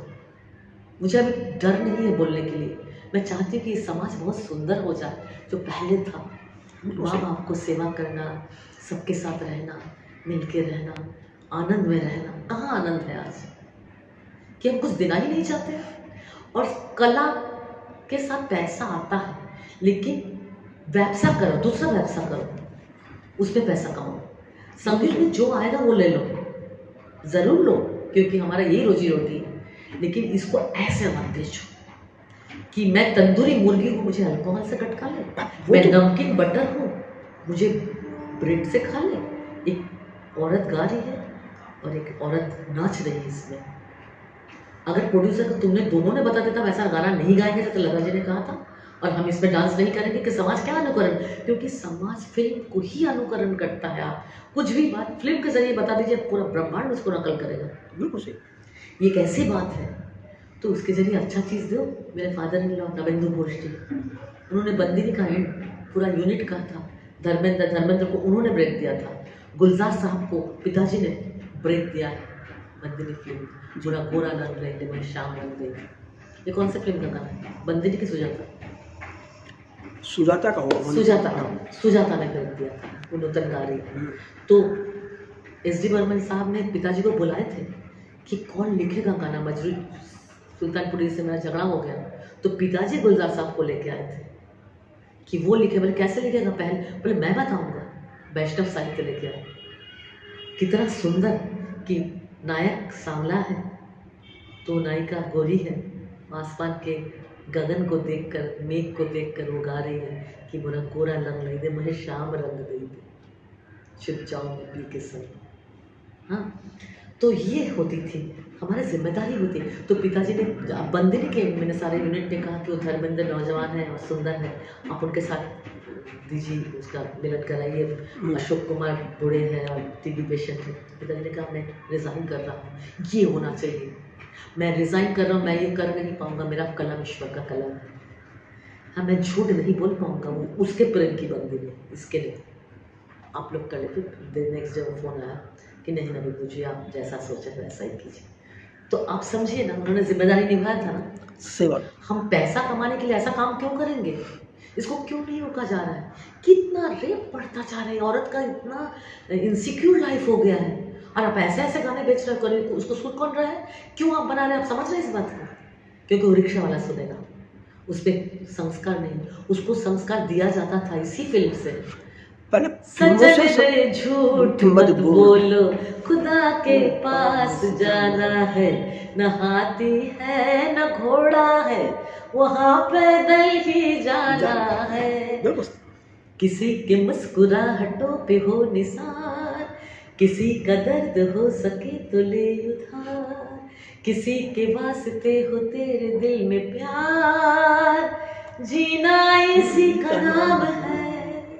ये गाना हमें एक रिक्शा वाला ने खुद कहा है बनारस में। मैं घाट पे बैठी थी, बोले मैडम आप कहाँ से हैं? हमने बॉम्बे। बोले एक चीज़ पूछना चाहता हूँ, बताइए। बोले मुझे, हम लोग तो स्कूल नहीं जाते थे, हम लोग कौन सिखाएगा? हम लोग ये सिनेमा और ये गाना सुन सुन के हम लोग सारे संस्कार सीखे। कि किसी के लिए कुछ करना है, वहाँ झूठ नहीं बोलना है। अभी ऐसा गाना क्यों नहीं बनता? हम तो कुछ अपने बच्चों, हम आज भी हमारा गरीबी में चलता है, हमारे बच्चे को उतना पढ़ा नहीं सकते, वो सब गाना से हम बच्चे सब सीखते थे। अब क्यों नहीं हो रहा है? तो आप देखिए एक फिल्म कितना सिखाता है, और इसी को आप बिजनेस का जरिया मान लिए। क्यों ऐसा कर रहे हैं? अपना दूसरा बिजनेस करो। मेरे पास एक लड़की आई सीखने के लिए, उसके माँ बाप पटना में रहते हैं, घर बार छोड़ के बच्चों को यहाँ लेके आ रियलिटी शोज में डालने के लिए। तो सुनिए, मैंने पूछा कैसे चलता है? बोले सुबह चाय बनाते हैं हम लोग, 2 भाई और पिताजी चाय बेचते हैं, झोपड़पट्टी में रहते हैं। तो बोले मेरा पापा तुमको गाना सीखना है? तुम लोग बहुत अच्छे हो, अच्छा बताओ गाना सीख के क्या करना चाहते हो? तो जवाब सुन रहे हैं, हम गाना सीखना नहीं चाहते, हम रियलिटी शोज में जाना चाहते हैं और बहुत पैसा कमाना चाहते हैं, इसलिए आए। आप सोचिए ना, माँ बाप की शिक्षा है, ये बच्चा क्या बनेगा बताइए? आप तो देख रहे हो रानू मंडल, वो जो क्या क्या सो बादाम बेचने वाला, कहाँ भी है बताइए? कहाँ है? कहीं बस आई और गायब। कुछ ऐसा मिलेगा किसी को? एक दिन का तुम उसको टीआरपी बढ़ाने के लिए सब बुला बुला कर लेके आते हो, क्यों लाते हो? उनकी जिंदगी क्यों बर्बाद करते हो? अभी आज ही मैंने देख रही थी यूट्यूब में कि क्या हाल है उसकी। अब तुम लोग देखने आ रहे हो, तुम लोग उसका मजा लूट लिया बस अपना, खाली उस सीरियल का टीआरपी बढ़ाने के लिए। क्यों ऐसा करते हो? क्यों कर रहे हो? क्या कर्म कर रहे हो तुम लोग? कुछ डर नहीं है तुम्हें? आपको नहीं लगता कि शास्त्रीय संगीत और फिल्म का जो मधुर संगीत था, दोनों को बर्बाद करने में रियलिटी शो ने अहम भूमिका निभाई है? देखिए, वहां पर गलती बताया नहीं जाता है। अब जब गलती नहीं बताओगे वो बच्चा आगे कैसे बढ़ेगा बताइए। पहले ज़माने में गुरु मार मार में के पीट पीट के सिखाते थे। एक फेंसिंग हो, जब एक पेड़ होता है ना छोटा जी। तो उसको चारों ओर फेंसिंग दिया जाता है कि पेड़ गिर न जाए। उसी तरह से जब बच्चा चाहे कितना भी टैलेंटेड हो, उसका गुरु उसका फेंसिंग बनता है। गुरु उसको सब सिखाता है। जब पूरा साधना कंप्लीट होता है तभी जाके बाहर गाने देता है। अब समझ रहे हैं? तो कैसे मिलेगा? अब गलती सुधारते नहीं हो, बाबा कर इतना तारीफ कर देते हो और वो तुरंत स्टार बन जाता है वहाँ से निकल के। हाँ, उसको कुछ सीखने की ज़रूरत ही नहीं, वो तो टाइम सीख लेता है। हमारा एक प्रोग्राम था एक जगह पे, हम तो सोचे कि ये है कौन, नाम नहीं लूँगी मैं। 20 बाउंसर हम एक 15 फीट दूर में खड़े देख रहे हैं, छोटा सा नाटा सा लड़का। तो हम तो जानते ही नहीं उसको, कि मैं टीवी नहीं देखती हूँ। तो बोला कि ये तो इंडियन आइडल रनर है। मैं अच्छा तो गाता क्या है, क्या सीखा है? मैं भी उत्सुक रह गई। और उसका टैंट्रम देखोगे, मतलब पूरा लगता है कि सचमुच का सलमान खान आ गया वो। ऐसे करके हीरो की तरह ऐसा आ रहा है। बाप रे, 24 साल की उम्र में तुम्हारी ये टैंट्रम। जाके तो गा रहा है किशोर कुमार अरिजीत का। तुम्हारा क्या है? तुमको ये समझाने वाला कोई नहीं है कि किशोर कुमार अपना चीज़ देके गए हैं, मोहम्मद रफ़ी अपना चीज़ देके गए हैं, मुकेश अपना चीज़ देके गए हैं, लता जी अपना चीज़ देके गए, आशा जी अपना चीज़ अपना गायकी देके गए। तुम का क्या दे रहे हो? तुम्हारा क्या ट्रेनिंग है? तुम तो तीसरे दिन बुला दिया जाओगे। उसको बोलने वाला कोई नहीं बेचारे का, उसका ज़िंदगी तो ख़त्म ना। आपको नहीं था कि इसमें प्रोड्यूसर डायरेक्टर के साथ साथ कहीं ना कहीं माँ बाप की भी अपनी गलतियां हैं कि वो अपने सपने जो पूरे नहीं हो बच्चों के माध्यम से 2 दिन में पूरा करना चाहते हैं? बिल्कुल मैं तो बार बार ये कह रही हूँ कि माँ बाप का 100% संस्कारी होना जरूरी है। वही माँ बाप सास ससुर को नहीं देखा तो बच्चा तुमको कैसे देखेगा? सही बात। वो बच्चा तो देख रहा है ना कि मेरी माँ सास के साथ दुर्व्यवहार कर रही है, तो वो तो वही सीखेगा ना। किसी को कुछ शेयर नहीं करती, घर पे गेस्ट आने से नाराज हो जाती, सब तो देख ही रहे हैं ना, तो उस बच्चा वही तो सीखेगा ना। चलिए हम आपको एक बार फिर से आपके अपने करियर पर ले जाते हैं। आपने 18 साल की उम्र में पहली बार स्टेज पर कार्यक्रम दिया, किशन महाराज जी ने भी सुना, काफ़ी प्रसिद्धि मिल गई, लोकप्रियता मिल गई। उसके बाद अब तक आपका करियर किस तरह से आगे बढ़ा और क्या क्या अड़चनें आई? मैंने ज़िंदगी में अपनी शोहरत पाने के लिए कॉम्प्रोमाइज़ नहीं किया। बहुत अच्छी बात है। कभी नहीं किया। ये सबसे बड़ा व्यक्तित्व प्रभु ने मुझे दिया था, जिसके लिए मैं ईश्वर के ऊपर नतमस्तक होती हूँ कि तुमने मुझे इतना हिम्मत तो दिया था। और मैं तो, मेरे father in law Navendra Ghosh मेरे हस्बैंड फिल्म डायरेक्टर, लेकिन मैंने सोचा अगर फिल्मों में गाएंगे, बहुत ऑफर आया था बहुत। जब मैं शादी होके आई तो बासु भट्टाचार्य जी की और ऋषिकेश मुखर्जी का लास्ट प्ले था, उन्होंने मुझे पहले ऑफर दिया। अच्छा। मैंने नहीं गाया। फिर मेरे फादर इन लॉ ने ऑफर दिया, मैंने नहीं गाया। मुझे डांटे, मैंने कहा नहीं, उधर चले जाएंगे ना तो ये काम कौन करेगा। वो चकाचौंध में मैं पड़ जाऊंगी, पैसा, नाम, स्टारडम। ये हमारे जो कलाकार हैं कितने तकलीफ में है। मैंने गुरु माँ को देखा, कितने तंग, मैं नहीं करूँगी, लेकिन मैं वहाँ ज़रूर उस राह पे पहुँचूँगी। और मुझे आज खुशी होती है कि मेरे हाथों से बड़े बड़े स्टारों को भी कभी कभी दिया जाता है पुरस्कार, तो मुझे अच्छा लगता है। तो वो जगह मैंने हासिल किया है। मैं शॉर्टकट रास्ता कभी नहीं लिया। मैं कभी किसी के पास गई नहीं, मुझे काम दो, प्रोग्राम दो, कभी नहीं गए। मैं अपना NGO बनाई और NGO के थ्रू मैंने खुद को भी इस्टेब्लिश किया। और बाकी जो कलाकार जो कि कोई राजनीति नहीं समझते हैं, चतुराई नहीं जानते हैं, स्टेज तक नहीं पहुंच पाते हैं, उन लोगों को स्टेज दिया। आज उन लोग बहुत बहुत नाम किए हैं। मैंने पहली बार परंपरा के, जिसमें कलाम साहब हमारे चीफ गेस्ट होकर आए थे, उसमें गजानन सालुंके जी जो कि बॉलीवुड में बजाते थे, लेकिन आज उनका क्या मुकाम हो गया। मैं सबके एक स्टॉल बना दिया था उस प्रोग्राम में। यहाँ पर सुंदरी शनाई का स्टॉल, यहाँ पर तबला तरंग का स्टॉल, यहाँ जल तरंग का स्टॉल, सारे स्टॉल में मैंने प्रेसिडेंट को लेके गए थे, सबके साथ फोटो दिया था। तो उनका स्थान बहुत बढ़ गया उससे। बिल्कुल सही। ये जो हिंदू आत्मा जो वो कितने साज बजाते थे। मैंने उनको सोलो प्रोग्राम करवाया, साइड रिदम बजाते थे। अच्छा। तो CH आत्मा के छोटे भाई ये रो के हमसे कहे कि हमने 30 साल पर्दे के पीछे बजाया लता जी के साथ, कोई हमें सामने नहीं लाया। शोमा जी दे रहा है लेकिन आपने तो मुझे सामने लाए, ये मुझे खुशी, ये मैंने की। ये बहुत बड़ा काम ईश्वर ने मुझसे कराया। और लुप्त वाद्यों को बचाने का पहल मैंने उसी प्रोग्राम से किया। अच्छा। जो हमारे खोए हुए वाद्य हैं, जो ताशा, विचित्र बीना, सरस्वती बीना, रुद्र बीना, इस सब बजाने वाले जो जितने भी हमारे देश में हैं, सबको मैं बुलाई थी उस पर, और निरंतर इसको मैं करती जा रही हूँ। तो इन लोगों से आप कैसे संपर्क करती हैं? हम संपर्क कर लेते हैं, जहाँ जहाँ है मैं ढूंढ के निकाली। तो आपने ये क्यों सोचा कि भाई मधु मूर्छना, हाँ, कि शुरुआत की जाए, इसको NGO बनाया जाए? क्योंकि हमने देखा कि राह बहुत कठिन है, मुकाम पाने के लिए बहुत कुछ देना पड़ता है, वो मैं दूंगी नहीं। खुद ही को कर बुलंद इतना कि हर तकदीर से पहले खुदा बंदे से खुद पूछे कि बता तेरी रज़ा क्या। मैं 7-7 8-8 घंटा रियाज करती थी, तो मेरी सास ने मुझे पूछी थी एक बार, तुम बाहर नहीं गाओगी?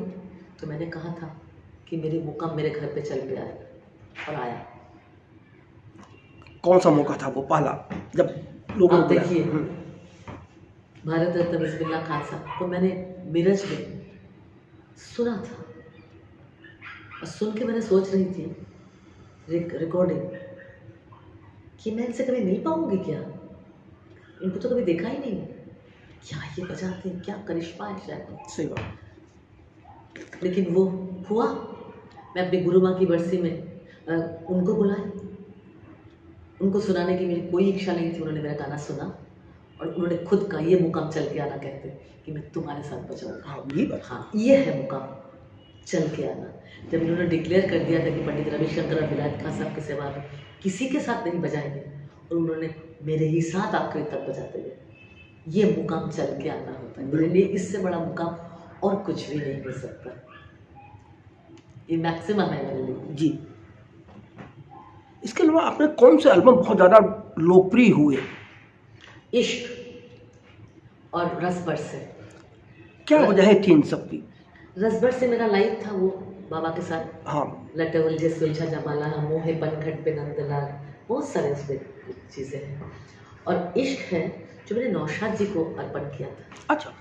वो जब हमारी जुगलबंदी चल रही थी ना, तो नौशाद जी प्रोग्राम ख़त्म होने के बाद ग्रीन रूम में आए मुझसे मिलने, और उन्होंने रो रो कर मुझे कहा कि मैंने 800 बरसों बाद बेगम अख्तर की रूप पाई है आपने, आप गज़ल को बचा लीजिए शोमा जी, वो यहाँ से यहाँ आ गया, मशीन हो गया गज़ल, आप यहाँ ये जीता जागता गायकी है, इसको फिर वापस लाइए। तो मैंने उनसे समय मांगी थी 3-4 साल, और मैंने वो पहली सीडी थी मेरी गज़ल की, और मैंने उनको डेडिकेट किया था। अच्छा। उसमें उनके रिक्वेस्ट है, उसमें मैंने आज जाने की जिद न करो भी गाई, उसमें 5 मिलियन व्यूज़ है। ऑर्गेनिक है, मैं कुछ करती नहीं हूँ, जिसमें जितना आता है उतना। आपने नौशाद जी के लिए गाया और किसके लिए गाया फिर? अभी तो मैंने काफ़ी परवीन शाकिर की साथ गज़ल मैंने किया है, फिर हम दीप्ति मिश्रा के मोहब्बत है तो है, उसमें 7 गज़लें रिकॉर्ड किया है, मीना कुमारी जी की 7 नज़म रिकॉर्ड किया, काफ़ी मेरी। फिर अभी मुमताज़ मिर्ज़ा की 7 गज़ल मेरी ताज में रिलीज़ किया था, बॉम्बे ताज में के आपने सुना था। तो इस तरह से, और अभी मैं 3-4 गाना रिकॉर्डिंग किया हूँ, अभी मार्केट में आएगा। अच्छा। जब आपने 18 साल की उम्र में पहली बार गाया और अब जब आप गा रही हैं, क्या अंतर आप अपने अंदर महसूस कर रही हैं? तब मैं गाती थी, अब मैं स्टेज में बैठ के खुद को आनंद देती हूँ, क्योंकि मुझे लगता है कोई गा रहा है और मैं खुद आनंदित होती हूँ, और वो रिफ्लेक्ट करता है ऑडियंस को। ये फ़र्क हो गया।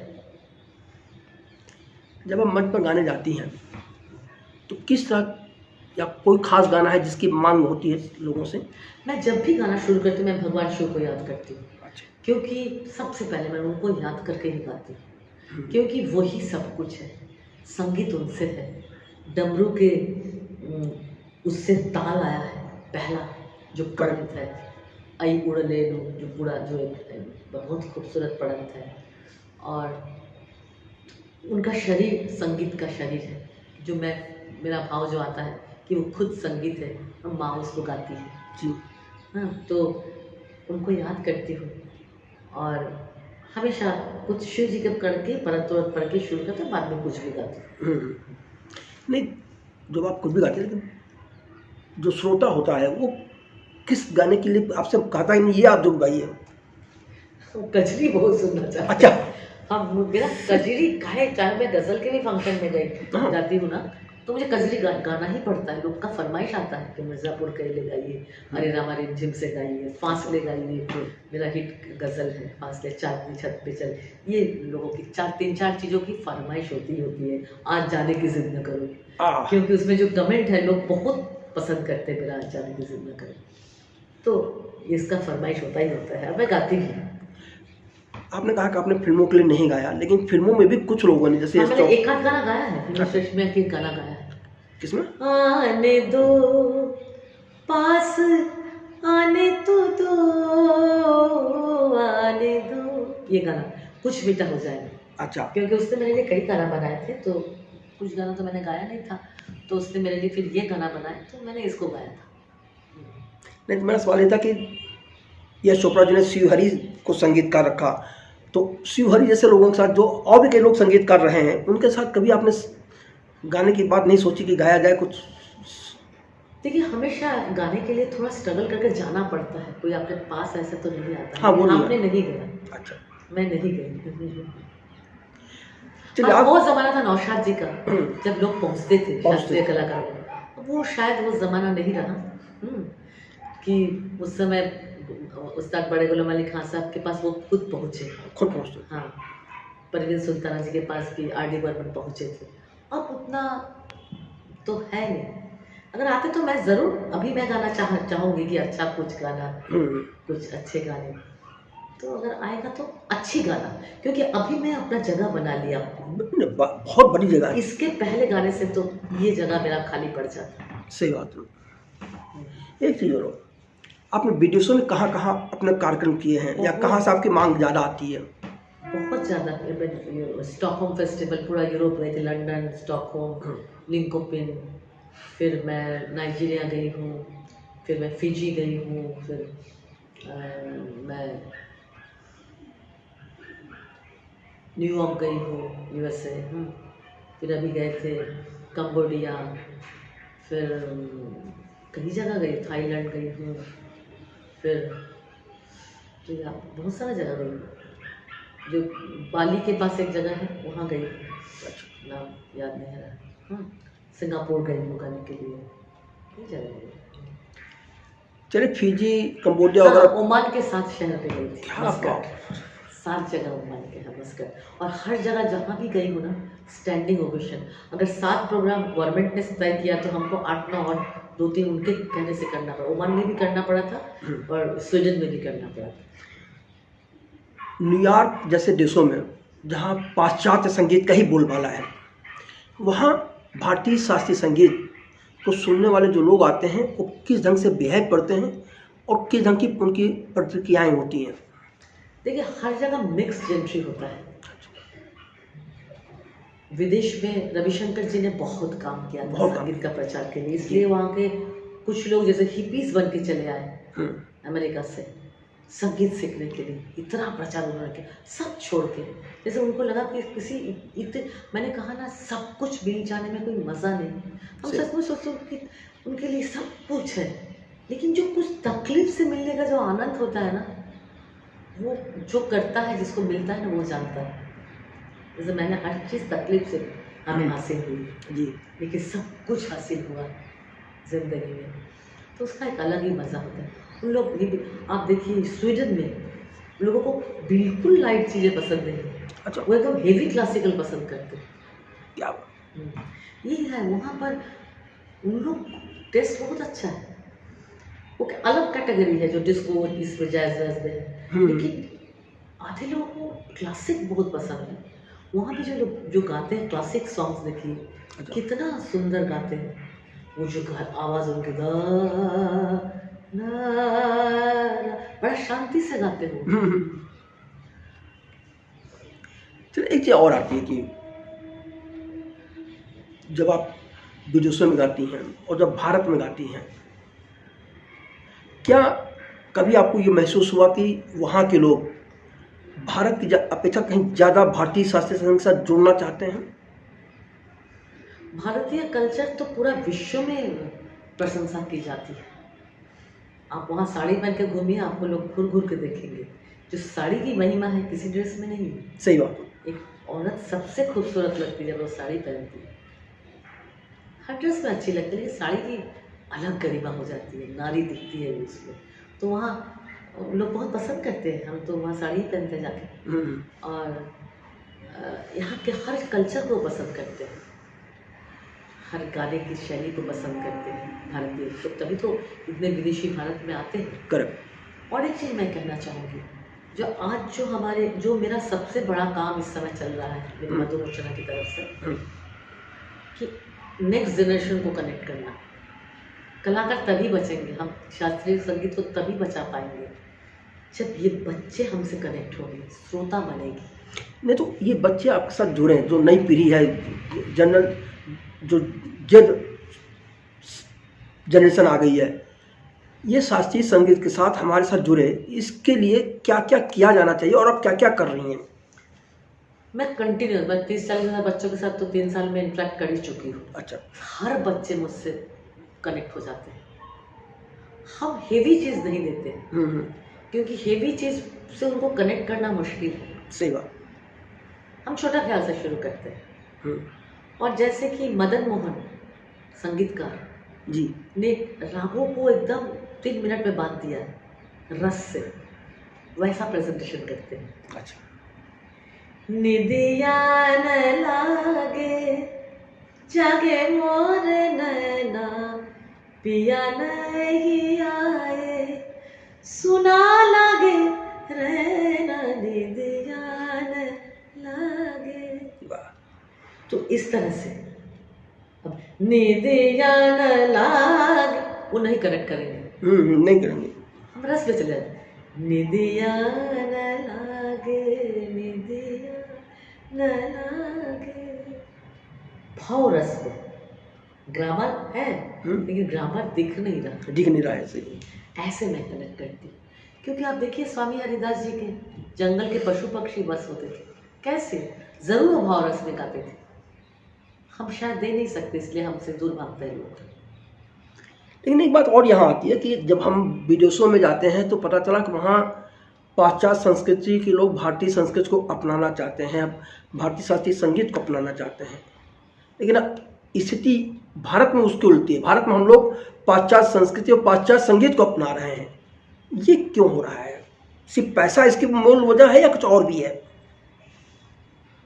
मुझे भी एक प्रश्न है मेरे मन में, मैं भी आपसे पूछना चाह रही हूँ कि ऐसा क्यों?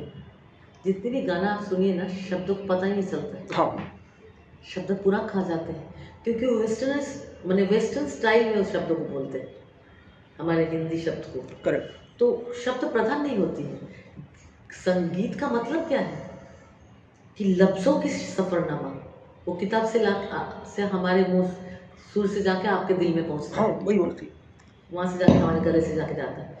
यहाँ पर शब्द नहीं समझ में आता, शब्द स्ट्राइक ही नहीं करता है कि क्या क्या शब्द गा रहे हैं, और पूरा वेस्टर्नाइज करके उसको उसी अंदाज से हमारे जो, क्योंकि उन लोग नोट्स गाते हैं, हम लोग तो मेलोडी गाते हैं। सही बात।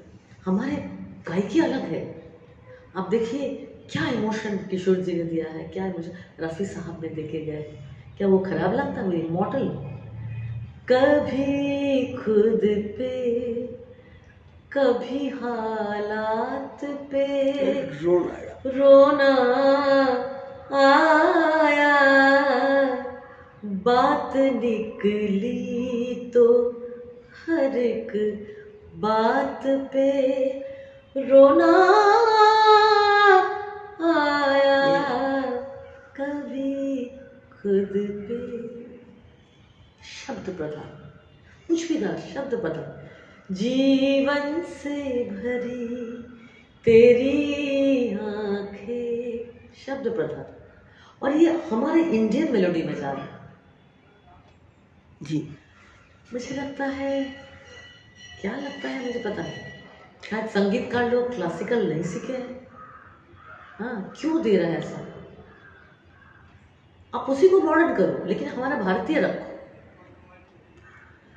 आपको नहीं था कि जो आज का गायक है उसके अंदर इमोशंस की कमी है, वो कीबोर्ड का मोहताज हो गया है? देखिए, कीबोर्ड है, प्रोग्रामिंग है, कीबोर्ड की भी ज़रूरत है प्रोग्रामिंग करने के लिए, प्रोग्रामिंग एक गाने का जी।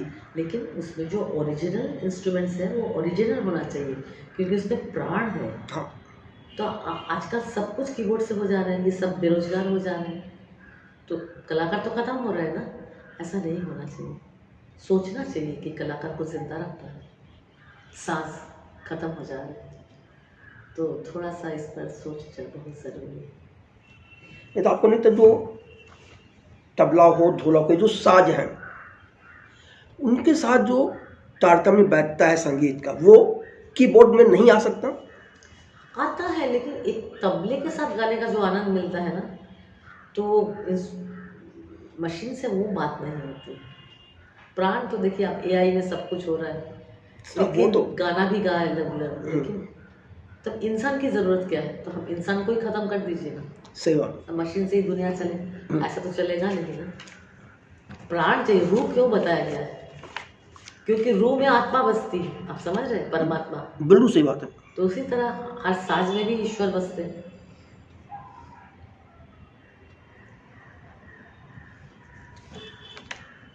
एक चीज़ और है कि आपने कहा कि आप लुप्त वाद्यों को बजाना चाहती हैं, उनको ला रही हैं, तो जो लुप्त वाद्य हो क्यों गए? ये सिर्फ इसलिए हो गया जैसे कि पहले गाने जब रिकॉर्ड होते थे तो 100-200 म्यूजिशियंस आते थे, अलग अलग तबला वाला सारे वाद्य यंत्र वाले आते थे, अब नहीं रह गए हैं।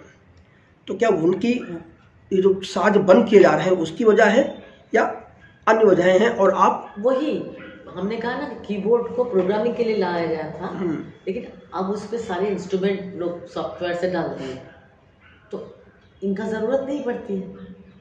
तो नेचुरली इनका जब ज़रूरत ही नहीं पड़ती है, अपना साथ छोड़ दिए, ये अपने साथ छोड़ के तरमुज खरमुज बेच रहे हैं, दुकान लगा दिए हैं, कपड़े का दुकान लगा दिए हैं, तो इससे तो साज खत्म हो रही है ना। सही बात। तो ये हमारी जिम्मेदारी है अब, एक बच्चों को सिखाने की कोशिश कर रही हूँ और सिखा के फिल्मों में फिर से इसका इस्तेमाल हो। जैसे मधुबन में राधिका नाच रे, कितने इंस्ट्रूमेंट उसमें दिए, उन्होंने दिया था ना, सही बात। बचाने के लिए दिया था, और उसका इम्पैक्ट क्या होता है लोगों को दिखने को मिलता है फिल्म के जरिए।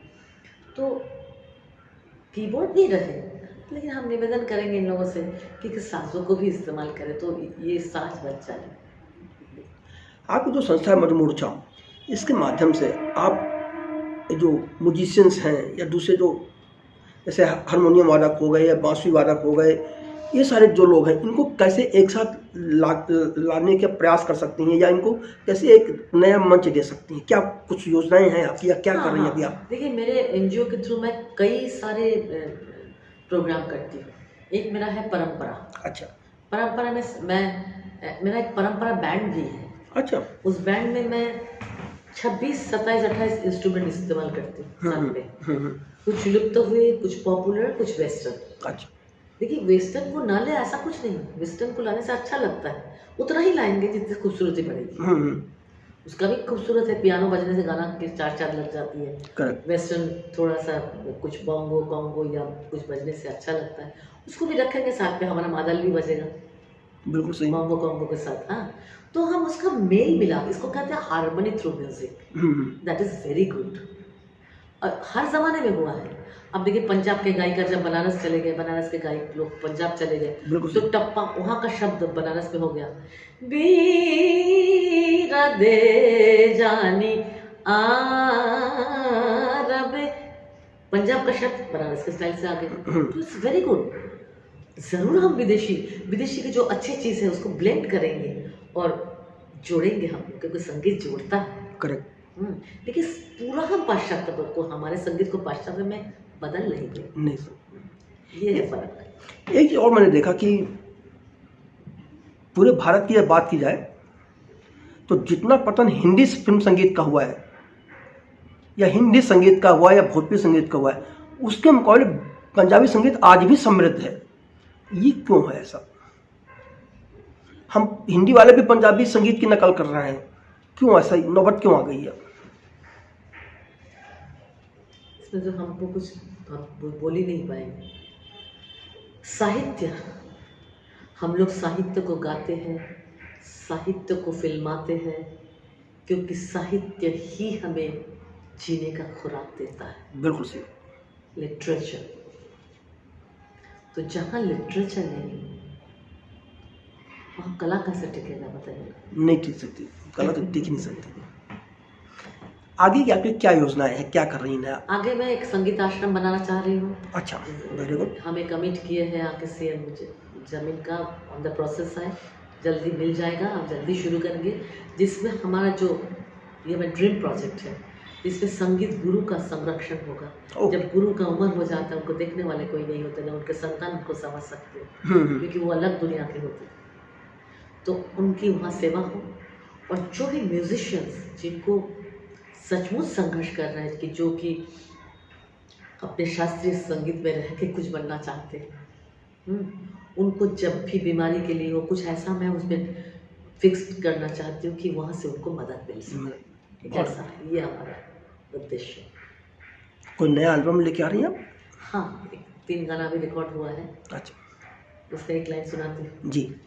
अपनी आग को जिंदा रखना कितना मुश्किल है, पत्थर बीच आईना रखना कितना मुश्किल है। आग, हमें बहुत ये शब्द अच्छा लगा कि फायर होती है, अपने फायर होती है, उसको जिंदा रखना है। वो एक बच्चा होता है, कभी भी एज नहीं गिनना चाहिए। हम सबके लिए कह रहे हैं, हमें ईश्वर भेजे हैं काम करने के लिए। जब तक सांस है हम काम करते जाएंगे। एज और छोटे बच्चे को जिंदा रख के हर चीज़ में आनंद लेते जाएंगे, क्योंकि दुनिया आनंद की है। बिल्कुल सही। वक्त की कैद में जिंदगी है, मगर चंद घड़ियाँ यही है जो आज़ाद हो। इनको खो कर कहीं जाने जा, उम्र भर न तरस। वाह, क्या बात। तो हर पल को जीना है कि ये न सोचो कि कल क्या हो, कौन कहे इस पल क्या हो। रो मत न रोने दो, आज ही आज की कहे सुने, क्यों सोचे कल क्या हो। कल क्या, बस इसी में सब लोग रहे, मैं भी रहती हूँ, और सबको कहना चाहूँगी इसी में रहे। कल के लिए सोचे ही मत, आज को जिए एक छोटा सा बच्चा बनकर। थोड़े से आपके परिवार के बारे में। नारी के जीवन कई पड़ाव आते हैं, बेटी, पत्नी, माँ। इन तीनों जिम्मेदारियों को संगीत की सेवा करते हुए किस तरह से आपने निभाया, और दूसरी कामकाजी महिलाओं को क्या संदेश देना चाहेंगी? बहुत बड़ा सुंदर प्रश्न आपको मैं हर सब करती हूँ, इतना सुंदर प्रश्न। मेरे हस्बैंड शुभंकर कौशी फिल्म डायरेक्टर हैं, पुतिन नेशनल अवार्ड मिला। लेकिन मैंने हमेशा जब से शादी होकर आई है, मैंने उनको रेस्पेक्ट दिया है। खुद मैं उनको खाना खुद हाथ से परोस के, जब तक मैं नहीं दूँ खा ही नहीं सकते। जब वो बीच में कभी उनका तबीयत भी खराब हुआ था, मैं अपने हाथों से लेके बना के उनको खिला भी दिया है। सब छोटे नहीं हो जाते, नहीं सही। इसके लिए वो भी हमारे लिए जान देते हैं। कभी भी उनको मेरे लिए कोई भी ईर्ष्या, कोई भी कुछ नहीं, वो मेरे खुशी में खुश होते हैं, इसीलिए होते हैं। जब अगर मैं हम देंगे ही नहीं, खाली कंपटीशन करेंगे कि हम दोनों समान हैं, हाँ हमको यही चाहिए, तो वो नहीं दे पाएंगे आपको। जब आप उनको पहले देंगे तो वो आपको डबल देंगे। बिल्कुल सर, ये मेरी ज़िंदगी की तजुर्बा है, ये मैं कहना चाहूँगी। और सबको, मुझे एक गायिका ने कहा था, बहुत बड़ी गायिका, मैं नाम नहीं लूँगा, अच्छा, कि मैंने शादी तो किया है लेकिन बच्चा नहीं होने दिया है। और हमारे घर पे उन्होंने कहा कि कोई गेस्ट अलाउड नहीं है। तो मैं रियाज कैसे करूँ? मैं तो ताज्जुब हो गई, क्योंकि मेरी सास जी ना रास्ते से भी लोगों को पकड़ के घर पे रखते थे। सबको खिलाना पिलाना, उनको करियर बनाना, अद्भुत लेडी थी। और मैंने अपने परिवार भी, मैं जॉइंट फैमिली से आई थी, यहाँ भी देखा। लेकिन जिसको करना हो तो वो करेगा। सही बात। मैं अपने बेडरूम में पलंग के नीचे हारमोनियम रखती थी, कोना लेके, किसी के पास आवाज़ न जाए, बैठ के अपना रियाज करती थी। भोर 4 से उठ के 7:30 बजे तक, 8 बजे किचन, फिर जब सब पूरा जिम्मेदारी निभ जाए तो शाम को 4 से लेके फिर शाम को 7:30 तक रियाज। बिल्कुल। तो किसी चीज़ में फ़र्क नहीं है। आज भी मैं सबको अपने हाथों से परोस के खिलाती हूँ। एक बार मेरा शूटिंग चल रहा था, इजराइल से कोई लोग आए थे, तो मेरे ससुर जी का खाने का समय हो गया था, तो मैंने हस्बैंड को कभी शूटिंग रुकवा दो, मैं उनको बोले उम्र नहीं हाफ दे देगा, नहीं, वो मेरी जिम्मेदारी। सही बात। शूटिंग रुकवा, मैं उनको पहले खाना दे के आऊँगी, फिर मैं शूटिंग करूँगी। हर तभी तो जाके रंग आता है, तभी रंग है, और तब जाके देने वाला प्रभु होते हैं। बिल्कुल। मुझे भरपूर मिला है, यश मिला है। नाम एक दिन का होता है, कल आया है कि नहीं पता नहीं होता। हाँ। लेकिन यश जो मैंने देखा है, भारत रत्न बिस्मिल्लाह खान को एट द एज ऑफ 92, सब लोग भीड़ करके उनको, उसमें अमिताभ बच्चन भी आए थे, सब उनके साथ फोटो खींचना चाहते हैं। क्या है, तो फटा पैजामा और कुर्ता पहने, कोई ग्लैमर नहीं, कोई वो ग्लैमर है अंतर मन का, साधना की ग्लैमर, जो कि उम्र बढ़ते बढ़ते और भी बढ़ता है। उसमें कुछ छीनने का डर नहीं होता, बिल्कुल डर नहीं होता है। कुछ जाने का डर नहीं होता, दिन प्रतिदिन बढ़ेगा वो। हाँ, तो ये है मज़ा। आपकी बेटियां क्या कर रही हैं?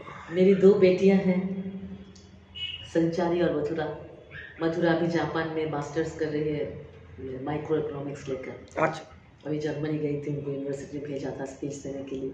और बड़ी बेटी है लॉयर, NUJS कैलकाटा से लॉ किया है, और अभी शाहपुर जी बालन जी में लीगल एडवाइज़र, लीगल मैनेजर है, और जज बनने की तैयारी कर रही है।